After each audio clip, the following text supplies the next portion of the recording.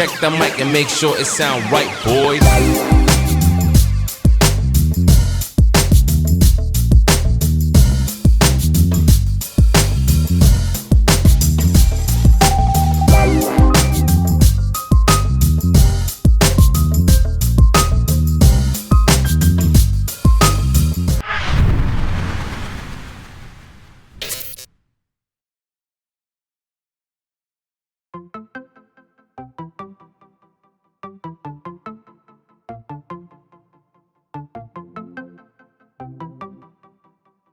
포스트 코로나 시대를 준비하는 생각 하나. 우리 교육이 모두 대입에 맞춰져 있기 때문에 중3, 고1 정도가 되면 고려할 것이 많아집니다. 수시와 정시, 내신과 수능, 또 누구나 약한 글쓰기가 강조되는 논술, 거기에 점점 대세가 된다는 면접까지. 공부는 국영수 위주로 하는 것이 정석인데 덧붙어 있는 것이 너무 많습니다. 그리고 그 안에 꼭 들어가는 말로 앞으로는 사고력이 중요하다는 조언도 있습니다. 그러니까 공부를 하는 것은 결국 학습 능력을 기르는 것이고 학습 능력은 사고력을 키우는 일인데 국영수를 위주로 하면 되는지 묻게 됩니다. 급격한 사회 변화로 4차 산업혁명도 대비해야 한다는데 국영수만으로는 왠지 뒤처진다는 느낌이 들기도 합니다. 그렇다면 학습의 요체인 사고력은 어떻게 배우는 것인지 질문과 목표만 있고 대답은 잘 보이지 않습니다.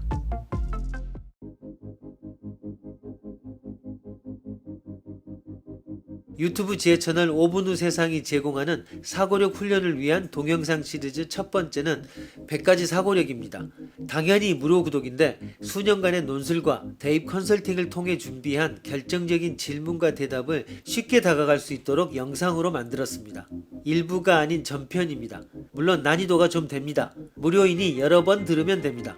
반복적인 사고력 훈련 가장 효과적인 방법입니다.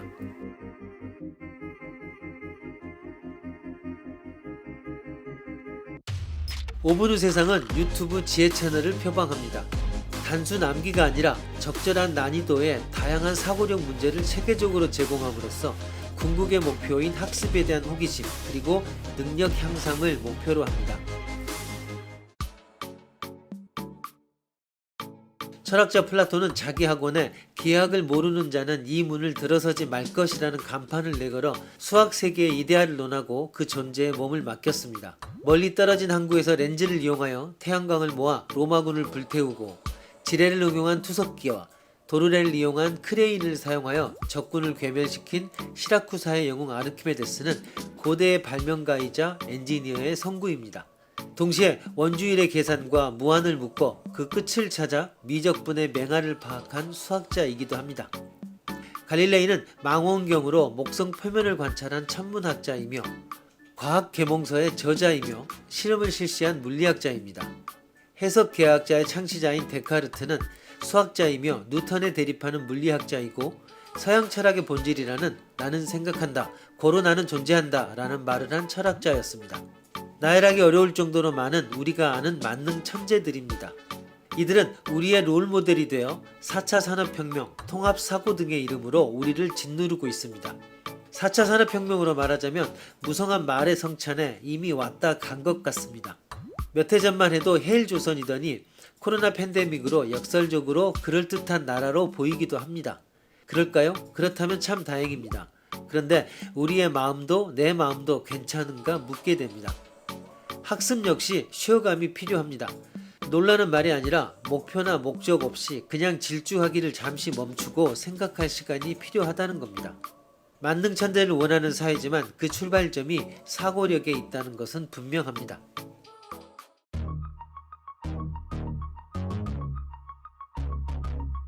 5분 후 세상은 먼저 각 아이템별로 3개의 키워드를 제시합니다. 그리고 그 키워드와 연관된 문제를 던집니다. 퍼즐, 딜레마, 패러독스라는 3종의 문제를 선택해 적용한 문제에 대해 근접한 답을 정리하고 이어 더욱 중요한 생각거리를 추가 제공합니다. 5분 후 세상은 크게 4개 영역, 각 100여 개의 질문으로 4개 영역은 다시 3개 소제목으로 나누어 체계를 구성했습니다.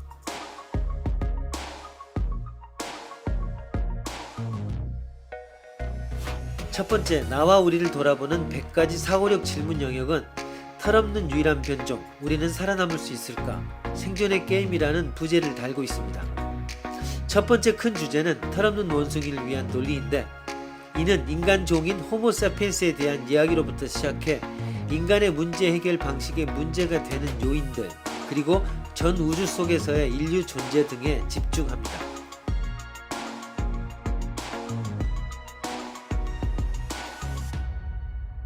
두 번째 큰 주제는 자기 정체성입니다. 자신의 미래를 차분히 생각한다면 자기 정체성에 대한 질문은 필수 요소입니다. 그 문제를 정체성의 기준은 무엇인지, 어떻게 파악해야 옳은지, 그리고 정체성에 따른 마음의 문제까지 다룹니다.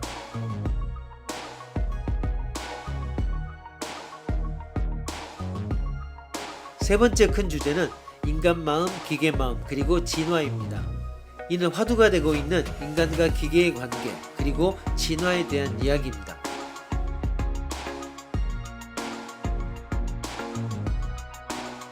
첫 번째, 나와 우리를 돌아보는 100가지 사고력 질문 영역은 100여 개의 질문과 이에 대한 답과 생각거리를 모두 동영상으로 제작해 무료로 제공합니다.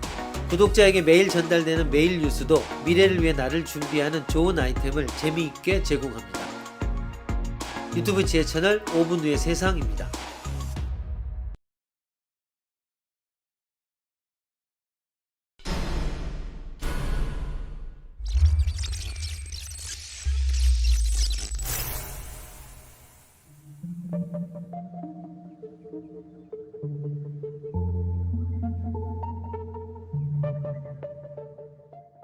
사건은 약 1500만 년 전 사바나의 키 작은 나무에서 일어났습니다. 인류의 조상인 초기 유인원들은 중요한 선택의 갈림길에 놓였습니다. 그들의 본거지였던 숲이 크게 줄어들었기 때문입니다. 이제 그들은 비좁은 숲속에 남아 생존 경쟁을 펼치느냐, 아니면 전혀 새로운 환경에 뛰어드느냐 하는 기로에 섰습니다.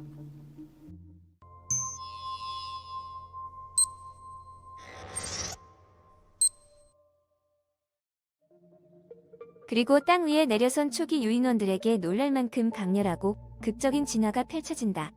직립보행과 도구의 사용이다. 다른 사람들과의 협업이 이루어졌다. 새로운 환경에 직면했을 때 그들은 오래전부터 생존해온 육식동물보다 더 뛰어난 육식동물이 되거나 아니면 초식동물보다 더 뛰어난 초식동물이 되어야 했다.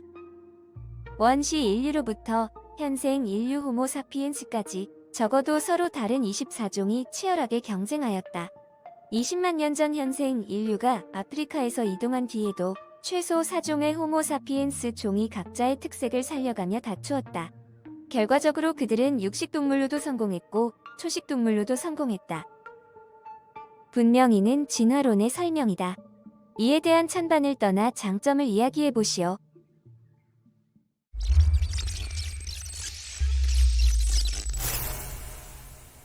진화론은 창조론과의 다툼은 빼놓더라도 매우 논쟁적인 개념입니다.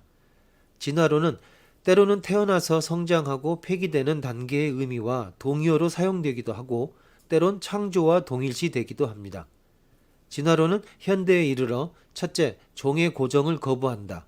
둘째, 공통 조상으로부터 계통 발생했다. 셋째, 진화에는 형질의 변화가 있다. 넷째, 진화의 운동 원리로서 자연 선택의 가설을 수용한다는 정도의 합의가 있습니다.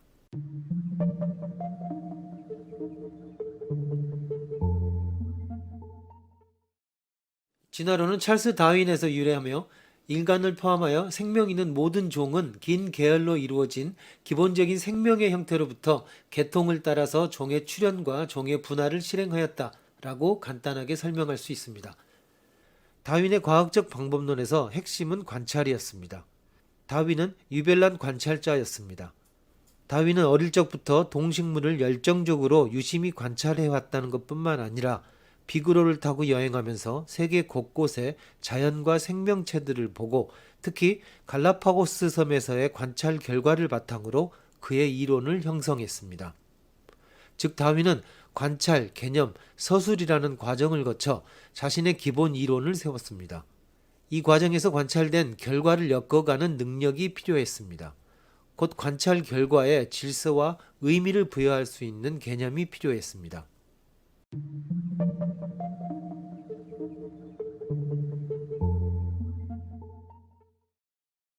관찰은 물론 관찰의 이면을 포함합니다. 다양한 생명체의 존재와 변이 현상을 관찰하며 자연 선택의 법칙을 발견한 것도 마찬가지입니다. 과학은 가시적인 자연 현상의 이면에 있는 자연 법칙을 발견하는 일이라고 할 수 있습니다. 관찰과 개념화, 그리고 변화하는 현상에 대한 서사적 기술의 대표적인 예가 바로 다윈의 진화론입니다. 다윈은 생명 진화의 역사를 썼습니다. 곧 스토리를 텔링했습니다. 이런 의미에서 그것은 허구의 요소를 지닙니다. 그러나 실제를 반영하는 허구이므로 과학적 가치가 있습니다. 또 바로 이 점이 진화론이 창조론으로부터 빼앗아온 결정적인 것입니다. 이야기와 서사를 차지한 것입니다.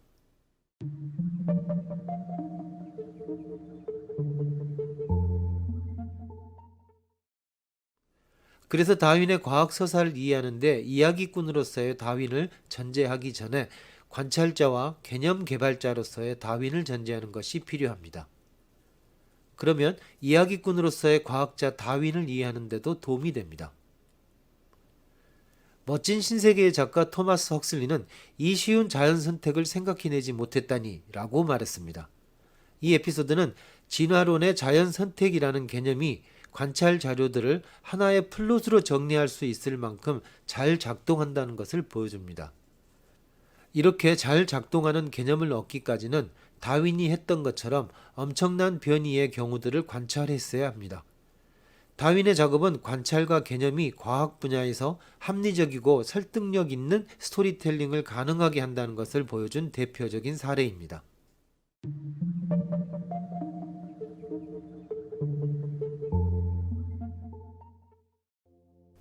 고전 물리학을 결정적이고 가역적이며 정적인 궤적들의 기술이라고 정의합니다.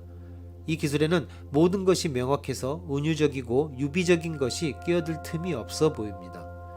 과학에서 은유나 유비를 활용한 스토리텔링을 논하는 것은 수식의 사용보다는 다윈이 그랬던 것처럼 추론적 작업에나 어울릴 것 같아 보입니다. 자료에 질서를 부여하고 의미 있는 과학적 추론과 수식화를 끌어내는 작업의 초기에 어느 정도 은유와 유비는 불가피합니다. 은유는 다양한 대상들 사이에서 상이성과 유사성의 미묘한 관계를 직관적으로 인식하는 방법입니다. 유비는 서로 다른 것들을 함께 놓고 탐구할 때 그 구성 요소들을 하나씩 비교하여 설명하는 방식입니다. 유비는 추론과 논증의 성격이 강하므로 은유처럼 상징적 이미지보다는 서사적 해석에 가깝습니다. 진화론의 스토리텔링은 과학에서 은유가 필요한 이유를 실천적으로 보여준 것이라고 할 수 있습니다.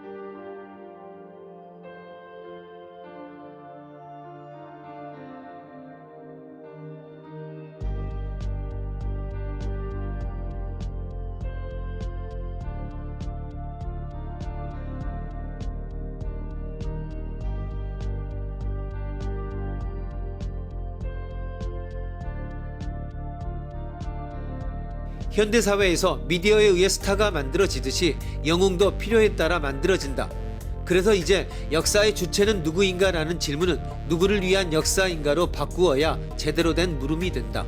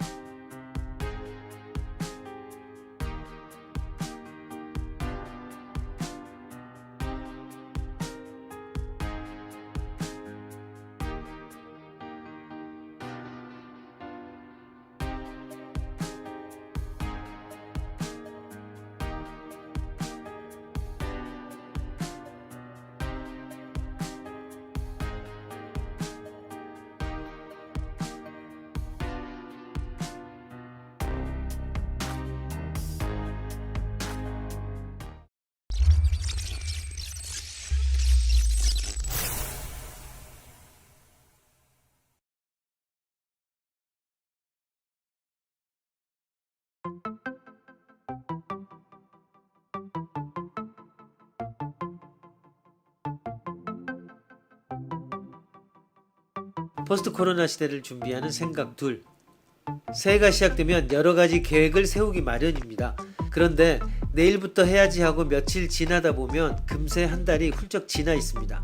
거의 인류 초창기부터 시작된 관습입니다. 올해도 역시나 그런가요? 사고력 학습은 진도가 필요하지 않습니다. 말 그대로 생각해야만 늘기 때문에 진도가 아니라 체제가 중요합니다. 중고등학생에게는 향후 교과가 아닌 논술, 면접 등 적성검사류의 시험에 도움이 됩니다. 잡다한 사실을 외워서는 지혜는커녕 지식도 되지 않습니다. 흔히들 말하는 얄팍한 지식으로는 우리가 목표로 하는 학습 능력의 향상에 도움이 되지 않습니다. 적절한 난이도, 그리고 허점을 끊임없이 지적하는 사고 훈련이 필요합니다.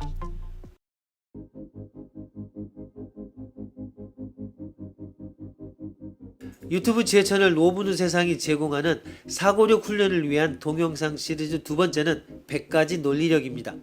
당연히 무료 구독인데 수년간의 논술과 대입 컨설팅을 통해 준비한 결정적인 질문과 대답을 쉽게 다가갈 수 있도록 영상으로 만들었습니다. 일부가 아닌 전편입니다. 물론 난이도가 좀 됩니다. 무료이니 여러 번 들으면 됩니다. 반복적인 사고력 훈련, 가장 효과적인 방법입니다.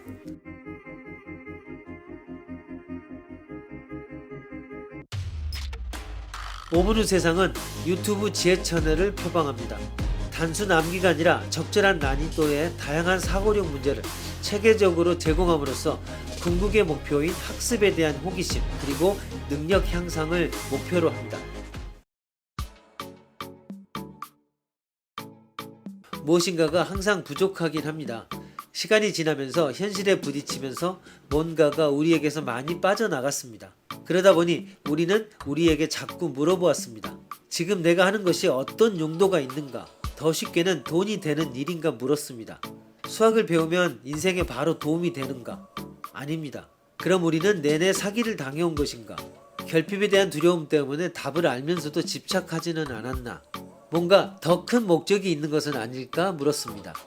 이보 전진을 위한 일보 후퇴. 사실 이 말은 틀렸습니다. 그동안 경쟁에 익숙해진 우리는 목적의식이 너무 앞서서 미리 전진을 예고하고 물러난다고 생각한 것입니다. 실패나 후퇴에 대해 철저한 반성과 준비를 한다는 본래 의미라면 일보 전진, 이보 후퇴가 옳습니다. 수단과 목적이 뒤집혀 버리지는 않았는지 물어보려면 두 걸음 물러나야 됩니다. 엎어진 김에 쉬어갑시다. 나를 준비하는 시간이 필요합니다. 그러나 목표를 잊지는 말아야 합니다. 이야기, 그래서 결국은 말이 되는 내 이야기를 만들어야 합니다.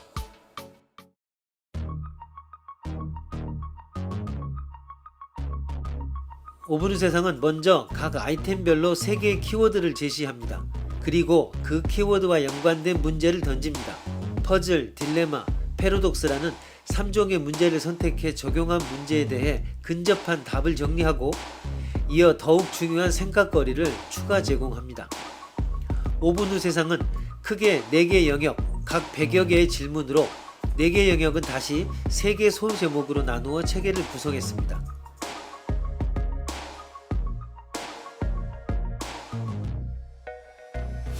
두 번째, 뉴노멀을 향한 길을 찾는 100가지 논리력 질문 영역은 종횡무진, 길 없는 곳이라도 논리라면 길이 있다. 직관을 위한 논리라는 부제를 달고 있습니다.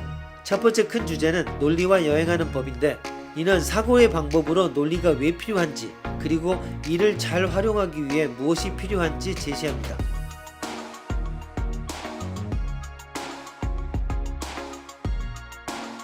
두 번째 큰 주제는 논리라는 지름길입니다. 논리학 자체를 학습할 필요는 없습니다. 오히려 그것들이 어떻게 작동하는지 원리를 아는 것이 중요합니다.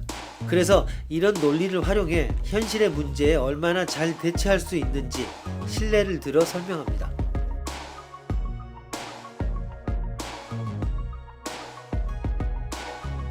세 번째 큰 주제는 휴리스틱스와 오류입니다. 휴리스틱스는 주먹구구라 불리는 우리들 정신의 약점입니다. 이를 알고 오류를 찾아 벗어난다면 보다 논리적인 사고에 근접할 것입니다.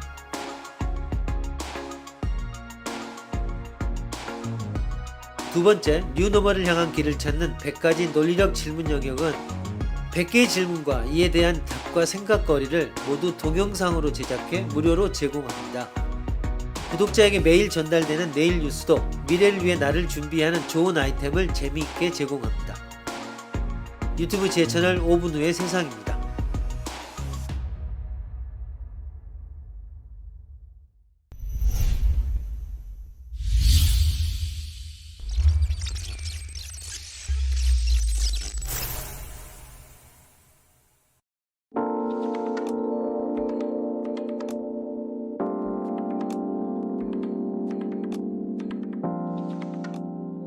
논리학의 기본적인 원칙을 따져보는 것으로도 논리적 사고를 키울 수 있습니다. 어렵게 생각할 필요가 없습니다. 꼼꼼하게 따져보면 답이 보입니다. 이번 회의 키워드는 논리학 원리 기쉬입니다.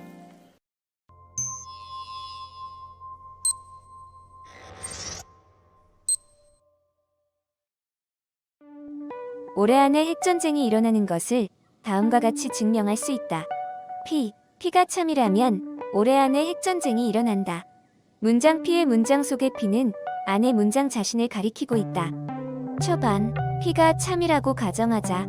그러면 P는 참이다가 옳고 P의 내용 P가 참이라면 올해 안에 핵전쟁이 일어난다도 올바르게 된다. 그러면 A가 올바르고 A라면 B가 올바른 경우는 B는 반드시 올바르다고 하는 논리학의 기본 법칙에 의해 올해 안에 핵전쟁이 일어난다는 올바르다. 중반 그런데 P가 참이라고 가정하면 올해 안에 핵전쟁이 일어난다는 참이 된다. 라는 초반에 확인했던 것은 원래 P가 말하고 있던 내용 그 자체이다. P가 참이라면 P가 참이라고 가정하면 올해 안에 핵전쟁이 일어난다. 는 참이다 라고 즉 P가 말하고 있는 것은 실제 성립된다. 즉 P는 정말로 참이었던 것을 알 수 있다. 종반 P는 참이다 라고 하는 것은 지금 단순한 가정은 아니고 사실인 것을 알 수 있었다. P가 참이라면 올해 안에 핵전쟁이 일어난다는 실제 올바른 것이다. 그런데 이 문장의 전반에 P가 참이다가 올바른 것은 지금 나타났던 대로이다. 그러면 A가 올바르고 A라면 B가 올바른 경우는 B는 반드시 올바르다고 하는 법칙을 다시 적용해 올해 안에 핵전쟁이 일어난다는 정말로 올바른 것임을 알 수 있다. 결론 올해 안에 반드시 핵전쟁이 일어난 것은 증명할 수 있었다. 이 증명의 안목은 P를 진이라고 가정했다면 올해 안에 핵전쟁이 일어난다가 참이 아니면 안 된다. 라고 하는 것이 초반에 실제로 표시되어 있다고 하는 것이다. 안의 전체는 가정은 아니고 사실이었다. 의심의 여지가 없는 사실에 가정이 짜 넣어지고 있을 뿐이다. 그런데 P를 보면 P가 참이라면 올해 안에 핵전쟁이 일어난다라고 사실 그대로를 말한다. 즉 P는 올바르기 때문에 논리 법칙에 의해 이라면의 후도 성립된다. 올해 안에 핵전쟁이 일어난다라는 것이다. 물론 이 증명이 올바르면 어떤 일이라도 증명 가능하게 된다. 그럼 이 증명의 문제점은 어디일까?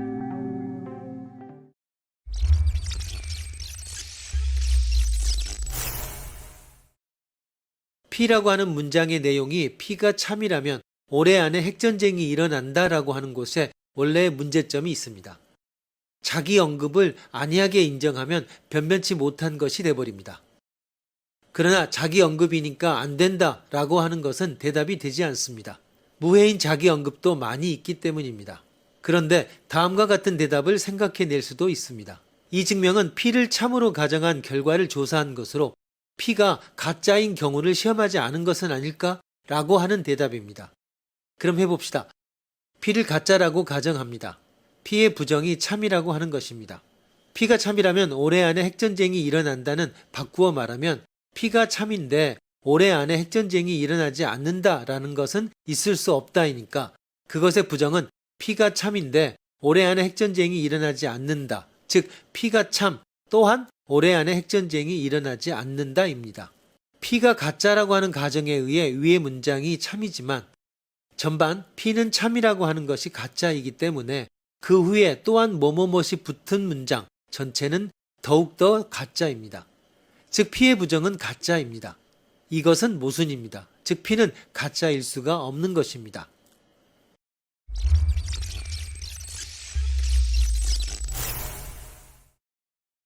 초반에 보았던 대로 역시 P는 참으로밖에 말할 수 없는 것입니다. 그럼 진정한 해결은 어떤 것일까요? 철학자들 사이에서도 의견은 일치하고 있지 않지만 아마 다음과 같은 선 정도가 타당할 것입니다. P를 참이라고 가정했다면 올해 안에 핵전쟁이 일어난다가 참이 아니면 안 된다라고 하는 것이 초반에 분명히 표시는 되어 있지만 그것은 P가 말하고 있는 것, P가 참이라면 올해 안에 핵전쟁이 일어난다와 다릅니다. 제1의 일하면은 증명을 행하는 우리의 행위의 레벨로 말해지고 있습니다. 제2의 일하면은 증명 행위와는 관계없이 명제 P의 진위와 핵전쟁의 발발과의 사이의 논리 관계를 말하고 있습니다. 우연히 같은 일하면이라고 하는 말로 표현되고 있지만 완전히 레벨이 다릅니다. 따라서 초반이 성립한다고 중반이 성립한다고는 할 수 없습니다. P가 참인 것은 확립되지 않고 결론은 나오지 않습니다.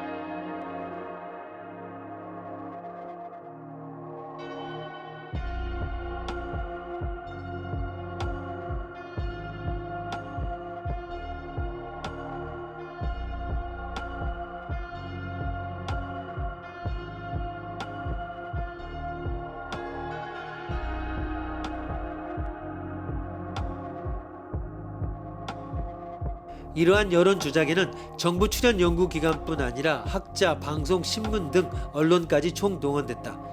1993년 감사원 감사 끝에 북한의 금강산 댐이 남한의 수공을 가하면 서울이 순식간에 물바다가 되고 만다는 전두환 정권의 주장은 금강산 댐의 수공 위험을 3 내지 8배 과장한 것이었고 당시 불안한 전국을 전환하기 위한 분위기 조성령이었다는 사실이 밝혀졌다.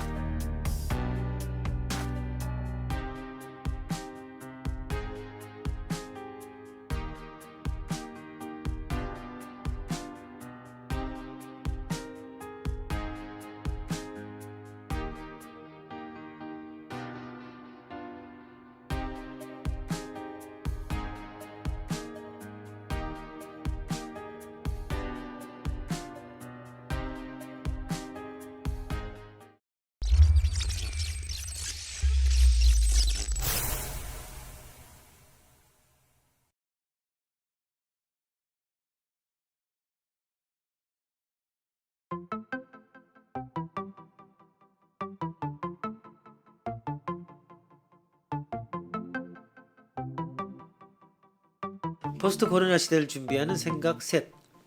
목표나 지향이 분명한데도 길이 보이지 않는 경우가 있습니다. 사고력 학습이 그 가장 대표적인 예입니다. 수많은 학습 방법론과 학원의 설명회에서 사고력은 논리력이나 비판적 사고 등으로 강조되지만 그래서 그럼 어떻게 라는 것에는 답이 없습니다. 아무리 중요해도 말로만으로는 한 발도 앞으로 나아가지 못합니다. 바로 언제든 매일 학습하는 사고력 훈련이 필요하고 그래야만 합니다. 그래서 수년간의 축적과 경험으로 선택 정리해 영상으로 재현한 사고력 훈련 컨텐츠를 제공합니다. 특히 윤리학의 경우 최근의 경향으로 볼 때 가장 중요한 영역이 틀림없습니다. 여러 면접 등 교과 외 시험에서 문제를 잘 푸는 능력만이 아니라 인성을 강조하는 것이 대세입니다. 인성은 윤리력으로 다져야 하는 학습의 영역입니다.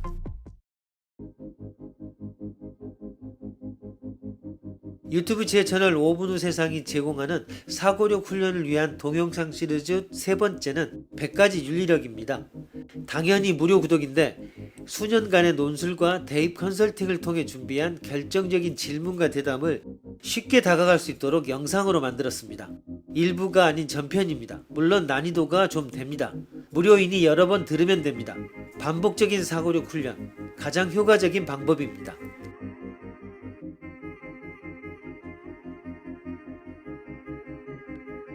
5분 후 세상은 유튜브 지혜 채널을 표방합니다. 단순 암기가 아니라 적절한 난이도의 다양한 사고력 문제를 체계적으로 제공함으로써 궁극의 목표인 학습에 대한 호기심 그리고 능력 향상을 목표로 합니다. 정답이 하나인 문제는 퍼즐, 서로 모순된 답이 2개 이상이면 딜레마, 정답이 없는 경우를 패러독스라고 합니다. 학교를 비롯한 모든 시험은 답이 있는 일종의 퍼즐입니다. 그런데 현실은 정해진 답이 없는 경우가 대부분입니다. 누군가가 문제를 어렵게 만들기 위해 그런 것이 아니라 현실의 문제 자체가 그렇습니다. 오히려 그렇게 간단하지 않은 문제들이 우리가 살아가는 길을 더 잘 보이게 해주기도 합니다. 여기에서 하나의 명쾌한 답을 찾는다면 문제를 풀기는커녕 혼동에 빠지게 됩니다.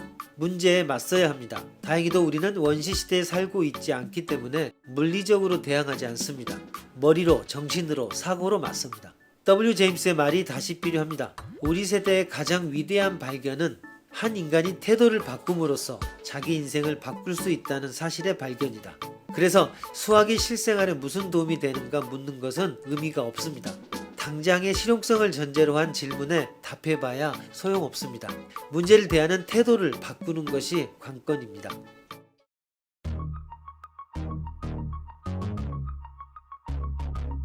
오븐 후 세상은 먼저 각 아이템별로 3개의 키워드를 제시합니다.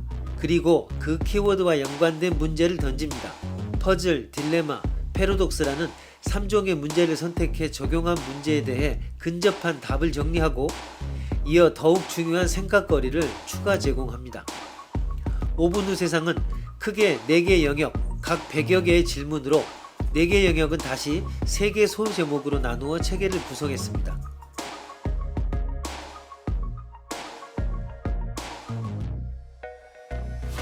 세 번째, 4차 산업혁명, AI 시대를 준비하는 100가지 윤리력 질문 영역의 부제는 죽인다, 아니 구하지 않는다, 가치와 지혜의 복권입니다. 첫 번째 큰 주제는 윤리의 문제인데 이는 최근 가장 큰 화두가 된 윤리 문제를 다룹니다.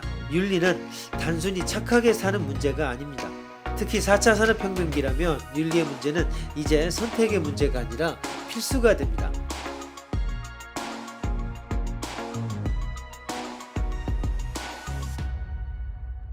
두 번째 큰 주제는 생명 그리고 로봇입니다. 이중효과라고 하는 현대 생명과 의료에 대한 이야기로 시작해 인간과 로봇의 생명과 윤리에 대한 주제를 다룹니다.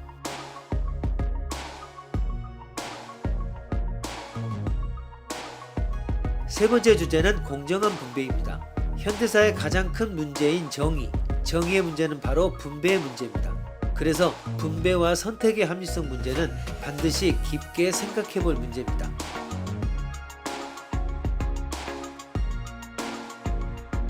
세 번째, 4차 산업혁명 AI 시대를 준비하는 100가지 윤리력 질문 영역은 100여 개의 질문과 이에 대한 답과 생각거리를 모두 동영상으로 제작해 무료로 제공합니다. 구독자에게 매일 전달되는 내일 뉴스도 미래를 위해 나를 준비하는 좋은 아이템을 재미있게 제공합니다. 유튜브 제 채널 5분 후의 세상입니다.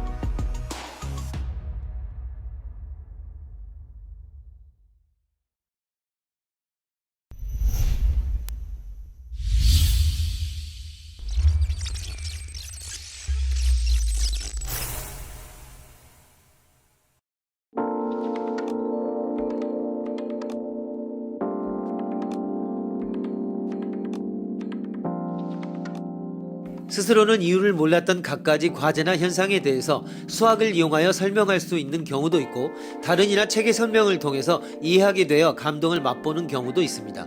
바로 수학을 활용하는 것입니다.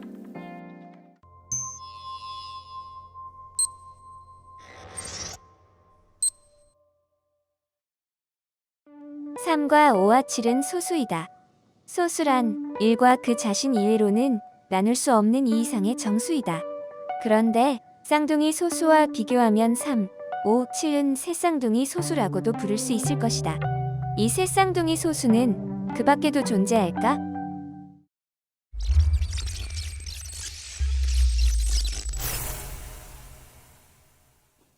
수포자가 아니라도 이렇게 증명해 보시오라는 수학 문제라면 기겁을 합니다. 그런데 문제를 풀려고 하지 말고 그것을 배워서 뭐에 쓰냐고 외면하지 말고 조금 떨어져서 수학이 발휘하는 실력, 수학적 발상법을 익히는 것이 목표입니다. 역설적으로 쓸데없어 보이기 때문에 흥미롭지 않은가? 소수라는 개념은 입에 착 달라붙지 않지만 잘 들여다보면 그 증명의 방법이 참 신박하지 않은가? 추상적 사고를 익혀가는 즐거움은 분명히 있습니다. 그럼 세 쌍둥이 소수가 더 존재하는지 알아봅시다. n이 3 이외의 2 이상의 정수일 때 정수 전체를 세 가지로 나누어 하나는 3으로 나눌 수 있는 정수로 이루어지는 A, 하나는 3으로 나누면 나머지가 1인 정수로 이루어지는 B, 하나는 3으로 나누면 나머지가 2인 정수로 이루어지는 경우를 C라고 가정합니다. 만약 n이 A에 속하면 n은 3의 배수가 되어 소수가 아니고 만약 n이 B에 속하면 n 플러스 2는 3의 배수가 되어 소수가 아니며 만약 n이 C에 속하면 n 플러스 4는 3의 배수가 되어 소수가 아닙니다. 따라서 n과 n 플러스 2와 n 플러스 4가 모두 소수가 되는 것은 n이 3일 때밖에 없습니다. 이상과 같이 경우의 구분에 의해 증명이 완성될 수 있습니다.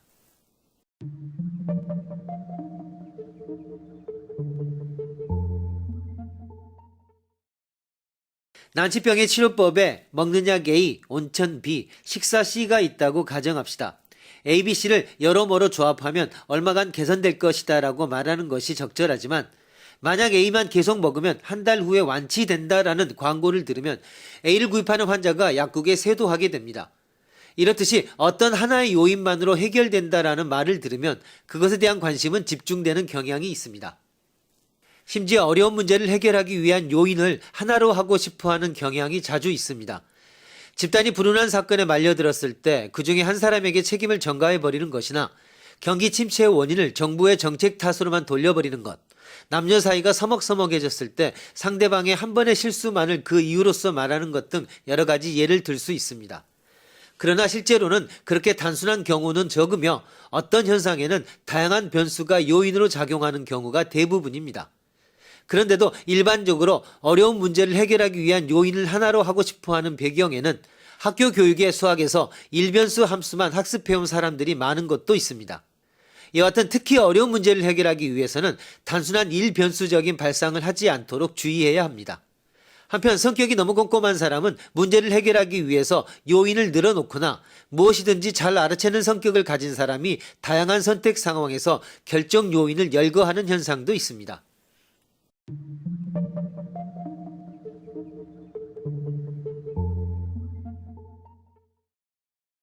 사실 경영학 등에 점점 더 응용되고 있는 다별량 해석이라는 분야 중에 주성분 분석이라는 것이 있습니다. 주성분 분석은 많은 변수를 가지는 정보를 분석할 때 원래 변수를 1차식으로서 만들어 두세 개의 변수에 의해서 전체의 정보를 대충 파악할 수 있게 하는 것입니다. 많은 현실 문제에 관해서 제1주성분, 제2주성분, 제3주성분까지에 의해 전체 정보의 80% 정보는 파악할 수가 있습니다. 이 사실로부터도 문제의 해결을 위한 요인의 개수가 많이 제시될 때는 능숙하게 다시 정리하여 그 요인의 개수를 3개 정도로 억제하는 것을 검토해 보면 좋습니다. 경우의 구분은 몇 가지 경우로 구분을 중복하면서 검토해 문제의 핵심에 다가가는 것이 보통으로 여러 가지 경우를 발견하여 생각하는 데에 시행착오라는 열쇠가 있습니다. 따라서 수많은 시행착오를 겪은 후에 경우 구분을 다시 정리하게 됩니다. 예를 들어 범죄 수사에서 목격 정보에 의해 범인은 중년의 남성, 협박 전화 목소리에 의해 범인은 남성, 유류품에 의해 범인의 스웨터 색이 갈색임을 알았을 때 범인은 갈색의 스웨터를 입은 중년의 남성이라고 정리하게 됩니다.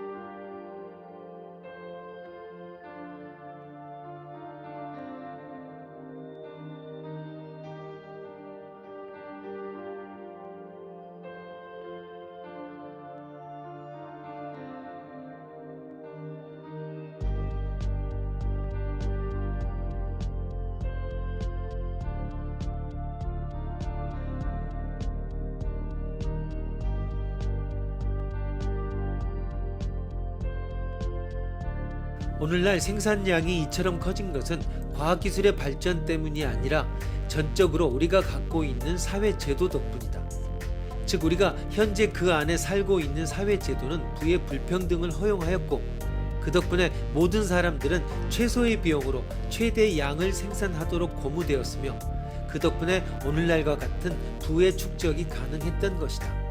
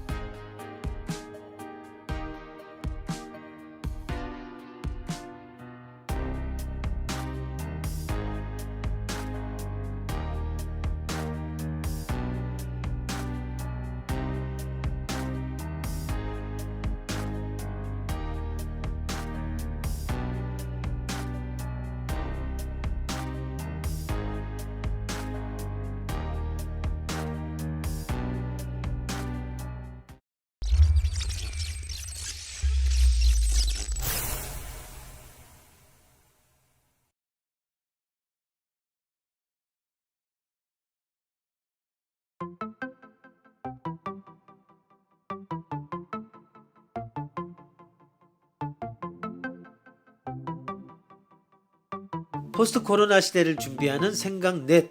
공부도 미래에 대한 준비도 남들과 다를 필요가 좀 있습니다. 특히 요즘처럼 급변하는 사회라면 더욱 그렇습니다. 그리고 우리는 거의 대부분 비슷한 교육을 의무교육의 과정에서 무난히 해왔기 때문에 더욱 차별화된 그런 준비가 필요합니다. 이에 대한 답, 전체는 아닐지라도 하나의 답으로 제시할 수 있는 것이 바로 사고력입니다. 암기가 아니라 규칙을, 본질을 관통하는 무언가를 찾아내는 생각의 힘, 이거야말로 현상이 달라져도 필요한 능력입니다. 남들 다 하는 것 말고 다른 것을 하자. 더욱 중요하고 빠른 지름길로 가자. 이는 단지 학생들에게만 필요한 것일까? 미래를 생각하는 이들이라면 다 필요합니다. 답을 찾는 방법을 찾는 것이라면 언제든 필수입니다.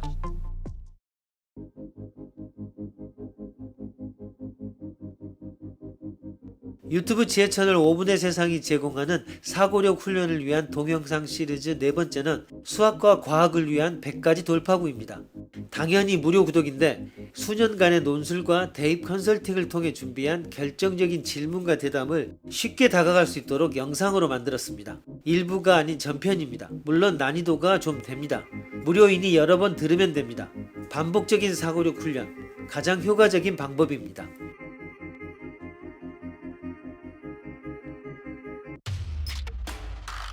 5분 후 세상은 유튜브 지혜 채널을 표방합니다. 단순 암기가 아니라 적절한 난이도의 다양한 사고력 문제를 체계적으로 제공함으로써 궁극의 목표인 학습에 대한 호기심 그리고 능력 향상을 목표로 합니다.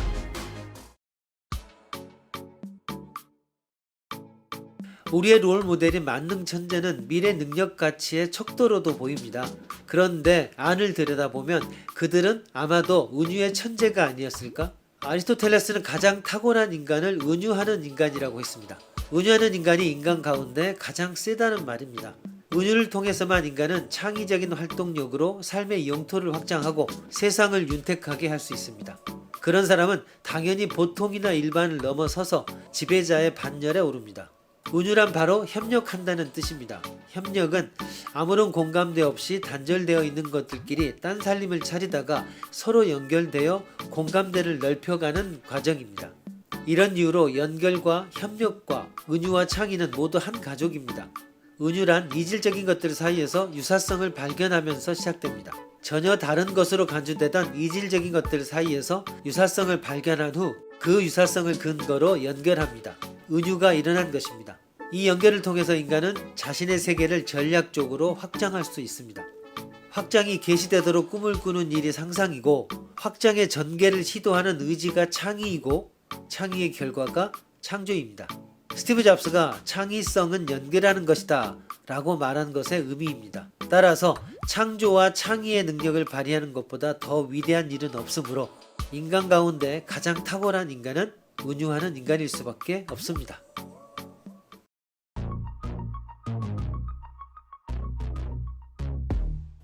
오브누 세상은 먼저 각 아이템별로 3개의 키워드를 제시합니다. 그리고 그 키워드와 연관된 문제를 던집니다.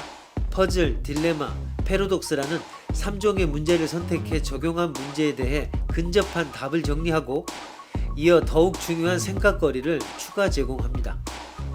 오브누 세상은 크게 4개의 영역, 각 100여 개의 질문으로 4개의 영역은 다시 3개 소제목으로 나누어 체계를 구성했습니다.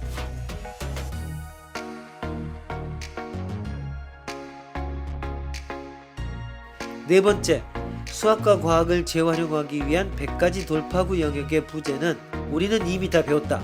어떻게 다시 살릴까? 리부트, 지식 재활용입니다. 첫 번째 큰 주제는 수리적 사고인데, 수학 자체가 아니라 수리적 사고를 다시 짚어보자는 것입니다. 쉽게 지나쳐버리지만 무한, 상대성 등 현대 우리에게 필요한 많은 개념이 수학에 있습니다.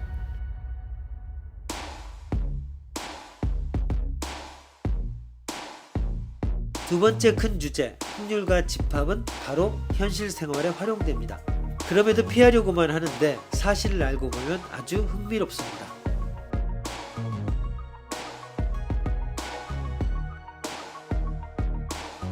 네 번째 큰 주제는 과학적 사고입니다. 사실 과학은 방법론이 중요하며 사고방식이 핵심입니다. 과학사의 재미난 예를 들어 이에 접근합니다.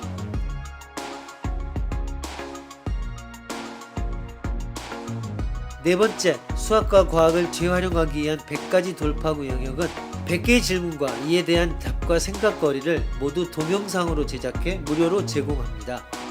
구독자에게 매일 전달되는 내일 뉴스도 미래를 위해 나를 준비하는 좋은 아이템을 재미있게 제공합니다. 유튜브 제 채널 5분 후의 세상입니다.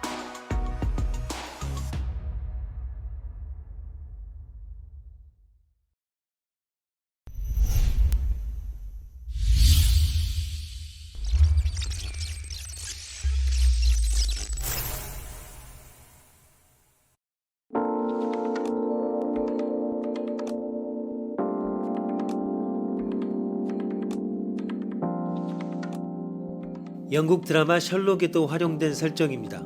사이코패스 악당이 셜록을 두고 영화 매트릭스와 비슷하지만 더 복잡한 트릭을 부립니다. 그래서 먹을 거야 말 거야.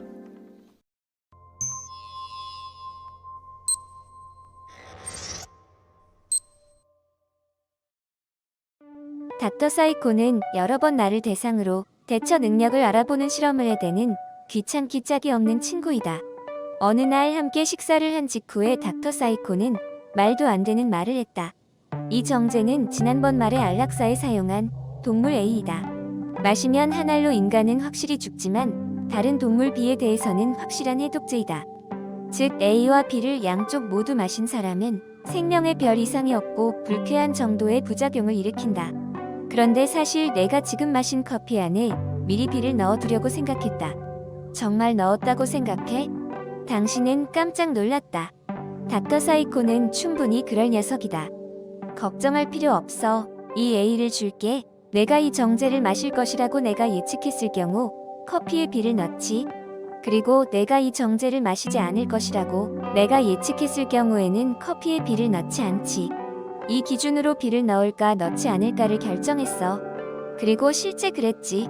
그래도 안심하게. 자네의 행동에 관한 나의 예측은 거의 맞는다고 하는 것을 너도 알잖아. 알겠지? 당신은 닥터에게 물었다. 그래서 결국 B를 커피에 넣은 거야?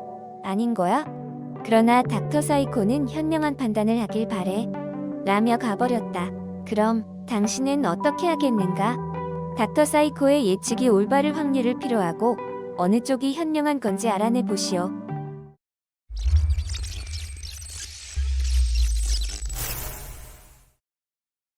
남겨진 당신에게는 다음에 4가지 가능성이 있습니다. 당신이 정제를 마시는 것과 마시지 않는 것으로부터 각각 얻을 수 있는 기대 효용을 계산해 봅시다.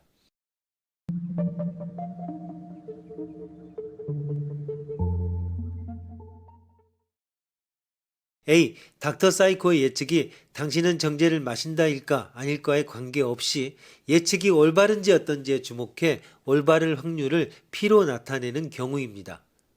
단순화해 무사한 것을 1, 죽는 것을 마이너스 1, 부작용을 남는 것을 1-라고 설정하기로 합시다.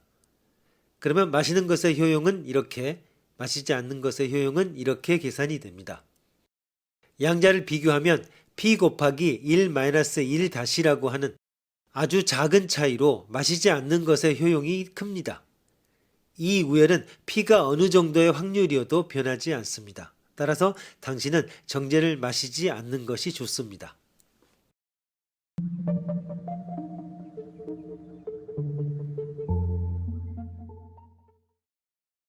B.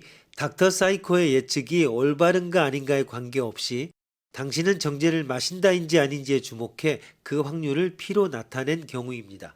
그러면 마시는 것의 효율은 이렇게, 마시지 않는 것의 효용은 이렇게 계산이 됩니다.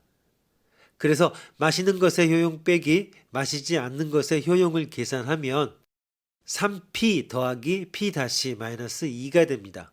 이 차이는 0보다 큰 것은 4P-는 2보다 크다, 즉 P-는 2분의 1보다 크다 이고 이는 P는 2분의 1 플러스 알파보다 크다가 됩니다. 즉 P가 2분의 1보다 조금 큰 수보다 큰 경우에는 마시는 것의 효용이 크다는 것입니다.